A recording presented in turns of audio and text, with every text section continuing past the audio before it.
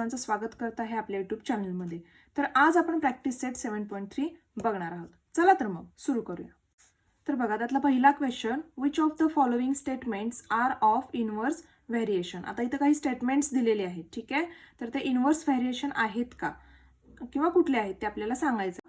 त्यातलं फर्स्ट बघा, number of workers on a job and time taken by them to complete the job. आता इथं काय सांगितले, काही वर्कर्स आहेत, त्यांनी हा जॉब किंवा हे काम पूर्ण करण्यासाठी काही वेळ घेतलेला आहे किंवा वेळ लागतो, ठीक आहे. तर इथं काय आहे, नंबर्स ऑफ वर्कर वाढवले तर त्यांचा जो काही काम करण्याचा कालावधी आहे तो कमी होणार, म्हणजे अपोजिट आहेत एकमेकाला, म्हणजे ते काय झालं, इनव्हर्स व्हेरिएशन. लक्षात आलं. तर इथं आपल्याला कळालेलं आहे की हे इनव्हर्स व्हेरिएशन आहे, ठीक आहे. तर इथं आपण आधी काय लिहूया, if the number of workers, if the number of workers increases,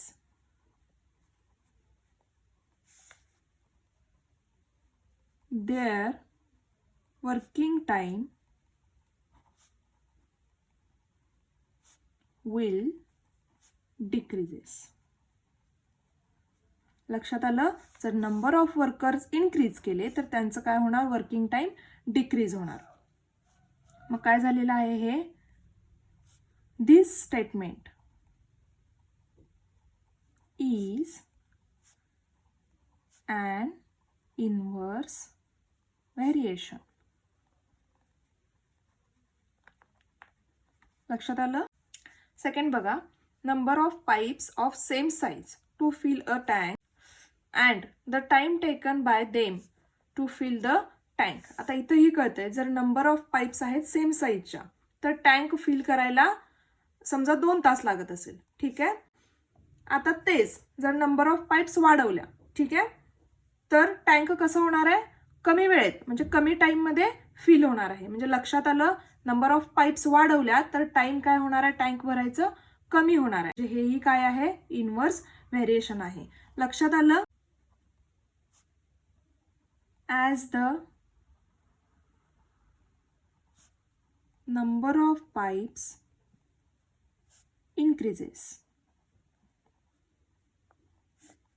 then the time required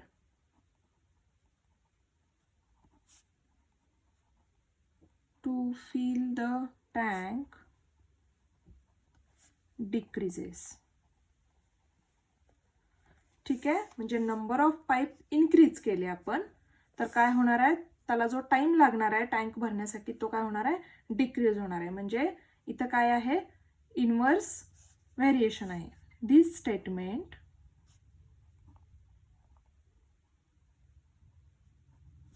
is an inverse variation. Okay. बघा, त्यातला third, petrol filled in the tank of a vehicle and its cost. म्हणजे काय होईल बघा, आता हे statement कसं आहे बघा, पेट्रोल टँकमध्ये आपण फिल केलं. समजा 2 लिटर आपण पेट्रोल काय केलेलं आहे, टँकमध्ये घातलेलं आहे. अँड इट्स कॉस्ट, जर पेट्रोलची क्वांटिटी वाढवली तर त्याची कॉस्ट ही काय होणार आहे, वाढणार आहे. म्हणजे सेम पोझिशन आहे बघा, जर त्याची क्वांटिटी वाढवली तर कॉस्ट ही वाढणार आहे. म्हणजे हे काय आहे, डायरेक्टली व्हेरी आहे. त्यामुळे हे स्टेटमेंट इनव्हर्सली व्हेरिएशन नाही आहे, ठीक आहे. काय येणार, if the quantity of petrol is increased, it's cost will also increased.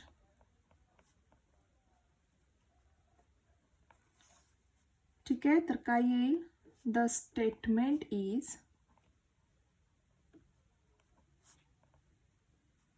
A directly variation, ठीक आहे, sorry, variation. This statement is direct variation, ठीक आहे. नेक्स्ट एक्झाम्पल बघा, area of circle and its radius. एक सर्कल आहे, त्याचा जर area वाढला तर रेडियस ही काय होणार आहे, वाढणार आहे. बरोबर, हा सर्कल आहे, ठीक आहे. त्याचा जर आपण आता रेडियस म्हणजे काय, सर्कलच्या सेंटर पासूनचा भाग म्हणजे हा झाला रेडियस. ठीक आहे. समजा जर त्याचा एरिया वाढला म्हणजे सर्कल अजून मोठा झाला तर रेडियस सुद्धा काय होणार आहे, इन्क्रीज होणार आहे. म्हणजे हे काय आहेत, डायरेक्ट व्हेरिएशन्स आहेत. बरोबर. आता आन्सर,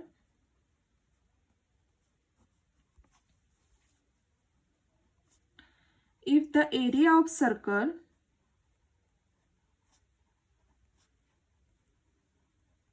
increases,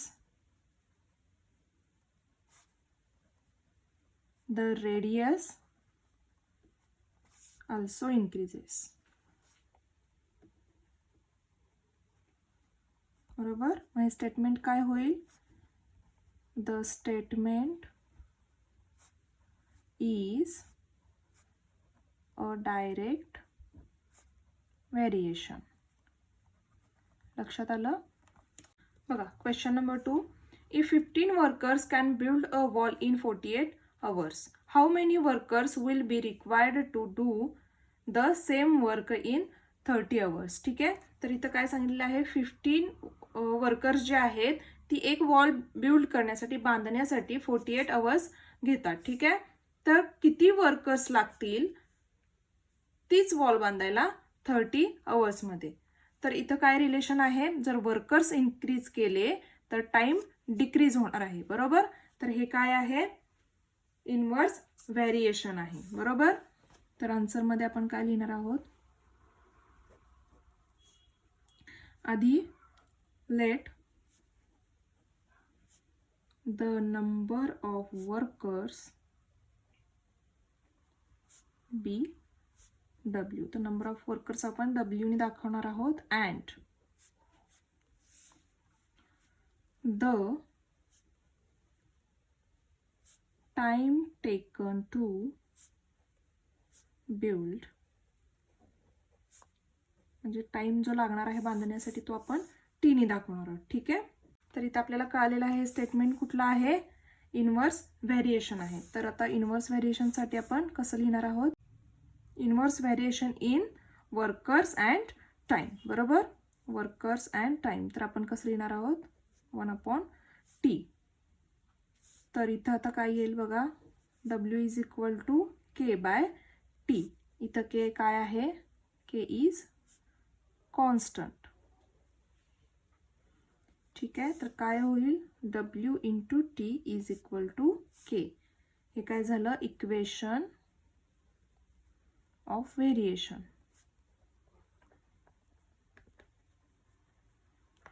ओके.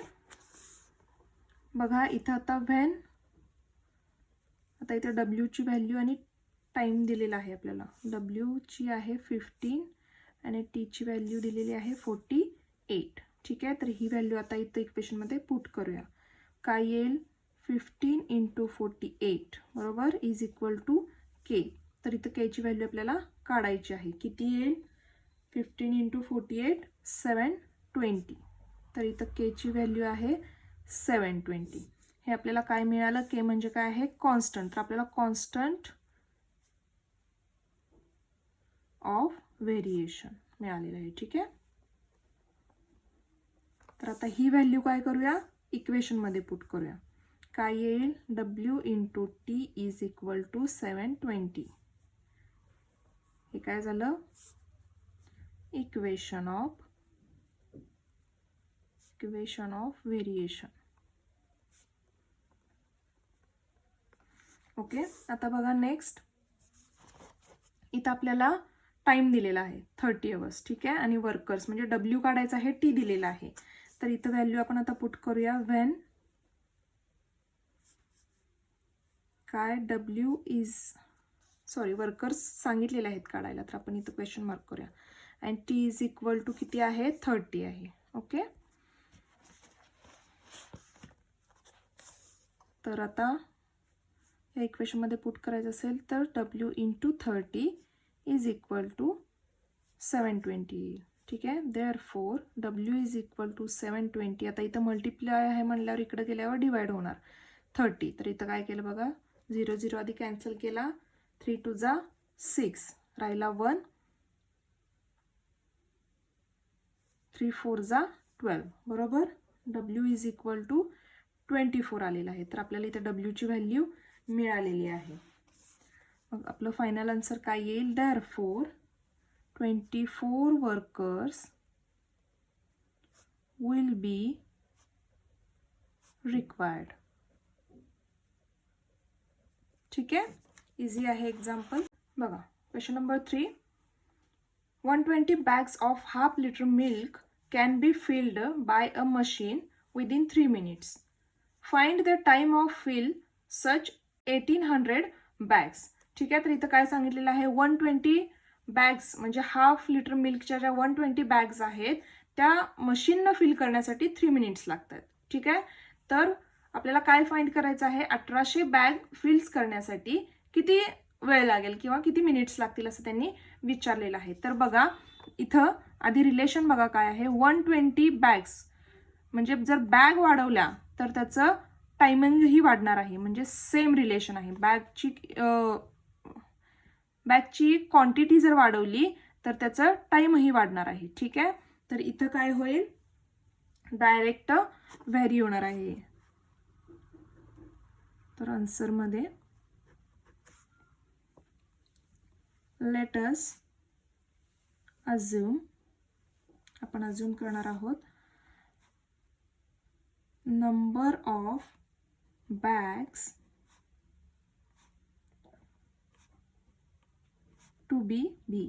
ठीक आहे. नंबर ऑफ बॅग्स आपण बीनी अज्यूम केलेला आहे. And time taken to fill B T. ठीक आहे. आणि जे फिल करण्यासाठी आपल्याला टाइम लागणार आहे ते आपण टीने डिनोट केलेलं आहे. ओके. तर आता इथं आपल्याला माहिती, तर हे कसं रिलेशन आहे, डायरेक्टली व्हॅरी आहे. त्यामुळं काय येईल, B is directly vary with T. Right.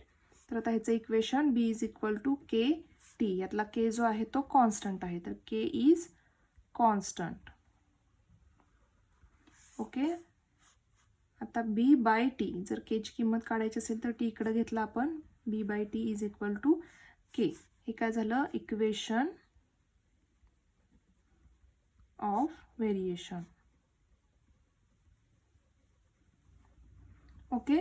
आता इथं किंमत जी दिलेली आहे ती टाकूया. व्हॅल्यू काय काय दिलेत बघा, बीची व्हॅल्यू दिलेली आहे 120 अँड टीची व्हॅल्यू दिलेली आहे 3 मिनिट्स, म्हणजे इथं 3 लिहूया. ओके. बघा व्हॅल्यू पुट करा, 120 बाय 3 इज इक्वल टू के. 3 4 जा 3 1 जा 3, 3 4 जा 12, 0 आहे असा. ठीक आहे. तर केची व्हॅल्यू आपल्याला काय मिळालेली आहे, 40. तर इथं काय लिहिणार, कॉन्स्टंट ऑफ व्हेरिएशन. ठीक आहे. तर आता ही केची व्हॅल्यू जी आहे ती इक्वेशनमध्ये पुट करूया, म्हणजे आपल्याला इक्वेशन ऑफ व्हेरिएशन मिळेल. तर काय येईल, B by T is equal to 40. हे काय मिळालं आपल्याला, इक्वेशन ऑफ व्हेरिएशन. ठीक आहे. आता इथं आपल्याला काय सांगितलेलं आहे, बॅग्स म्हणजे बी दिलेला आहे आणि आता टी काढायचं आहे. ठीक आहे. बॅग्स त्यांनी वाढवलेले आहेत, तर टाइम किती लागेल असं विचारले. तर when B is equal to 1800 दिलेला आहे. ठीक आहे. तर आता बीची व्हॅल्यू पुट करूया, 1800 by T is equal to 40. ठीक आहे. तर आपल्याला टी काढायचं आहे. आता काय होणार, टी इकडे गेला, 14 इकडे गेले, टीची व्हॅल्यू काढायची आहे, त्यामुळे आपण टी इकडे घेतलेला आहे. तर 1800 बाय 40. बरोबर. आता इथं काय नाही मीन्स 1 असतं, तर 14 जेव्हा इकडे येईल त्यावेळेला काय होणार, डिवाइड होणार. बरोबर. बघा 0 0 कॅन्सल झाला, 4 1 जा 4, 4 4 जा 16, 17 18. ठीक आहे, 2 आले तर 20 झाले. 4 5 जा 20. बरोबर. तर आपल्याला टीची व्हॅल्यू काय मिळालेली आहे? 45. Therefore 45 minutes to fill 1800 bags. Okay. बघा, question number 4. A car with speed 60 km/h takes 8 hours to travel some distance. तर जी कार आहे त्याचं स्पीड किती आहे? 60 km/h आहे. 8 तासात ती काही डिस्टन्स कव्हर करते. ठीक आहे. What should be the increase the speed, म्हणजे जर किती स्पीड वाढवला तर सेम डिस्टन्स कव्हर करेल 7.5 hour. ठीक आहे. तर काय येईल?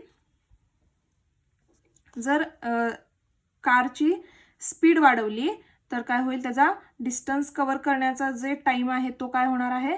कमी होणार आहे. म्हणजे स्पीड वाढवली तर त्याचं टाइम कमी होणार आहे. बरोबर. तर हे इनवर्स व्हेरिएशन आहे. बरोबर. तर आन्सरमध्ये आपण लिहून घेऊया. Let us assume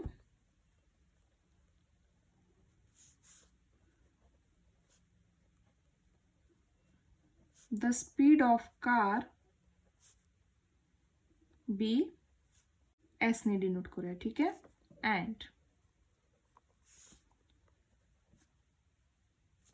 and time to travel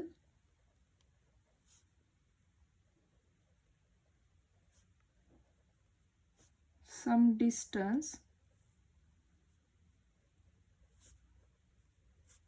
B T. तर त्याचा टाइम आपण T ने डिनोट करायचा आहे. ठीक आहे.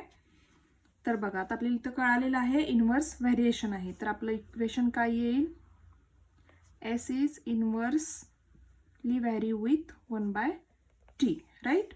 तर कसं लिहिणार? S is equal to K/T. इथं K काय आहे? Constant. K is constant. Okay. Equation काय होईल? S into T is equal to K. Equation of variation. Okay. आता बघा, व्हेन इथं व्हॅल्यू पुट करूया.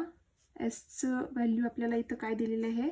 स्पीड दिलेलं आहे 60 km/h आणि त्याचं टाइम दिलेला आहे 8 hours. ठीक आहे. तर व्हॅल्यू पुट केली तर 60 × 8 इज इक्वल टू K. 6 8 जा 48. ओके. आणि हा 0 म्हणजे 480 ही आपल्याला K ची व्हॅल्यू मिळालेली आहे. तर हे काय झाले? Constant of variation. आता इक्वेशन आपल्याला मिळेल ज्यावेळेला ही K ची व्हॅल्यू आपण पुट करू इक्वेशनमध्ये. तर S × T is equal to 480. ही झालं आपलं इक्वेशन ऑफ व्हेरिएशन. ठीक आहे. आता बघा, व्हेन ह्याच्यामध्ये आपल्याला पुढची व्हॅल्यू पुट करायची आहे. व्हेन आपल्याला T दिलेला आहे, टाइम दिलेला आहे 7.5. आता इथं बघा, हाफ म्हणजे किती असतं? हाफ मीन्स किती असतं? 0.5. राईट. हाफ म्हणजे किती असतं? 0.5. तर 1.5 म्हणजे, आता इथं बघा, 1.5 म्हणजे 7 + 0.5 असं होईल. राईट. तर आन्सर काय येईल? 0.5. तर आपण T इज इक्वल टू काय लिहिणार आहोत? 7.5. Therefore S into 7.5 is equal to 480. ठीक आहे. तर काय होईल बघा? Therefore S is equal to, आता इकडं 7.5 मल्टिप्लाय आहे म्हणल्यावर इकडं गेल्यानंतर डिवाइड होणार. ओके. 7/5. आता बघा, इथला जर आपल्याला पॉईंट काढायचा असेल तर आपण काय करणार? 480 बाय 75/10. ठीक आहे. तर इथला आपला पॉईंट निघून गेलेला आहे. आता काय होईल बघा? 480 आता हे 10 वरती इथं डिवाइडला आहेत म्हटल्यावर वरती काय होणार, मल्टिप्लाय होणार इंटू 10. ठीक आहे, 75. ओके, तर आपल्याला इथला पॉईंट काढून घेतल्यामुळे, डेसिमल काढून घेतल्यामुळे आपल्याला थोडं सॉल्व करायला इझी जाईल. बरोबर, तर बघा 5 2 जा 10, 5 1 जा 5 अँड 5 5 जा 20. ओके, 15 1 जा 15, 15 3 जा 45, 45 6 7 8 30 होतात. बरोबर, 3 and 0 30. तर 15 2 जा 30. आता इथं 32 इंटू 2 किती होतील, 64. 2 2 जा 4, 3 2 जा 6. राईट, तर एसची व्हॅल्यू आपल्याला मिळालेली आहे. हे काय आहे, स्पीड आहे.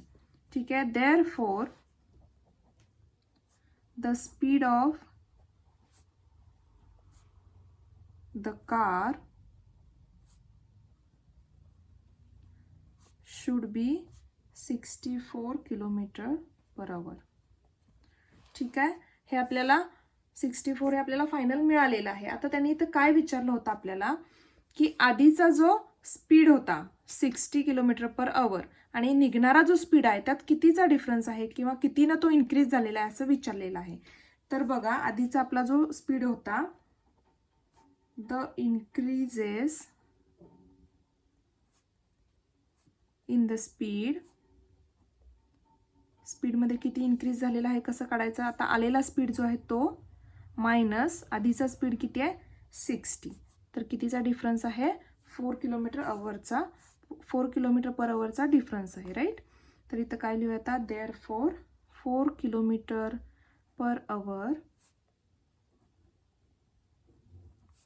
should be the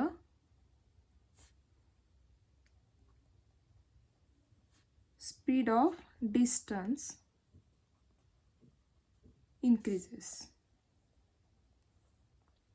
आलं लक्षात, जेव्हा आलेल्या स्पीडमधून आधीचं स्पीड मायनस करू तेव्हाच काय होईल, आपल्याला कितीनं स्पीड इन्क्रीज झालाय हे मिळेल. ठीक आहे, तर आय होप तुम्हाला हा टॉपिक लक्षात आला असेल.